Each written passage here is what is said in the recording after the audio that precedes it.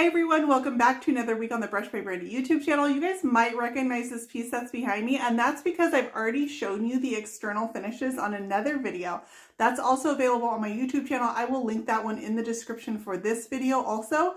But I told you that the inside on this was a project in itself. This is actually a secretary desk, so this flips down and it exposes a secretary desk, and it was a whole project in itself. So I'm going to give you some of my tips and tricks for refinishing secretary desks, getting into those nooks and crannies. They've got a lot of details in them. This one does. It needed hardware replacement. It needed some patchwork. So I thought that it needed a whole video for just that portion of this project, and this is that video. So I hope you guys, this helps answer some questions on how you refinish those secretary desks. Beware, because sometimes there are two projects in one, and that was the case here. But it's got some good tips and tricks. Let's get started. Here's where I started on this secretary desk. It's a really pretty piece of furniture, but it had tons of condition issues. Because of this, I decided to use a textured finish on the outside of this piece, but I also need to pay attention to the inside of this secretary desk. The hinges are broken, it hangs lopsided. Where do I even begin? I started by detaching the flip down piece of the secretary desk so I could really assess where the damage on this was. I need to fill these holes from the hinges. It's got some scratches and damage, and of course I'm going to need to paint this and give it some finishes too.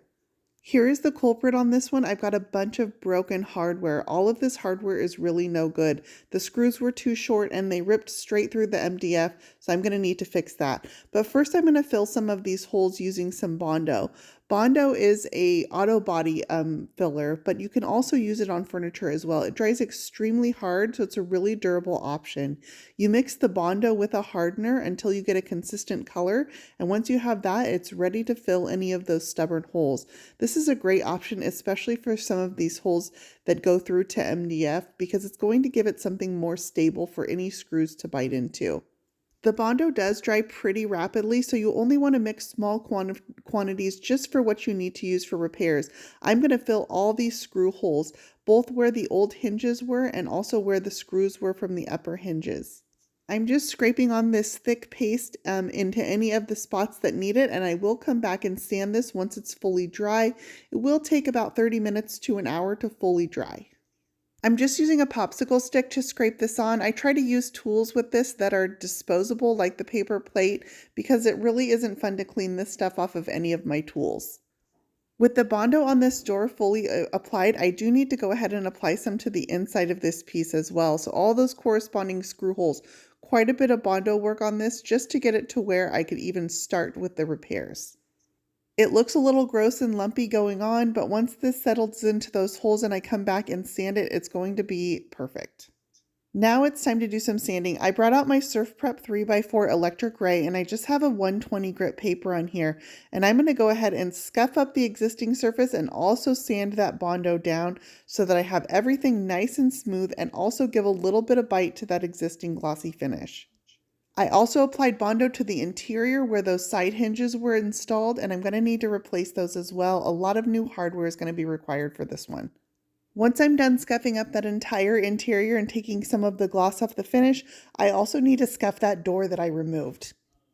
I'm going to sand down all the Bondo on this as well and make sure I get a nice smooth surface. You can imagine why you would need Bondo for this. If I would use like a wood filler or something, it just wouldn't have the strength that I need to rebuild this door and actually have it be a functional secretary again.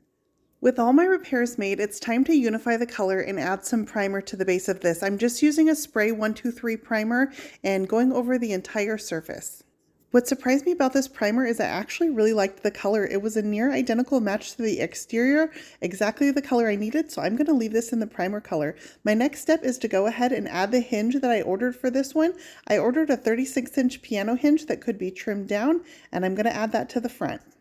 With my bright gold new hardware, I chose to add this transfer from Redesign with Prima. This is their fleur-de-lis transfer, and it's a gold foil, and it matched my hardware perfectly. This is just a transfer scrap, and this is why I always keep my transfer scraps, because I can end up using them on another project. I sprayed the inside of this with Wisal matte varnish, 2 coats of that for protection, and that is my best kept secret when you're doing the interiors of secretary desks, is to always spray them whenever possible. So on this one I did use the rattle can of spray, and then I also used my paint sprayer to seal it up. And I feel like this is a beautiful finish. This absolutely finished this piece, but the inside was a project in itself. I hope you enjoyed this process. You can find links for everything I use in the description for this post. You can find more Brush by Brandy on Facebook, Instagram, Pinterest, and YouTube. And don't forget to click that subscribe button for weekly painting tutorials here at Brush by Brandy on YouTube.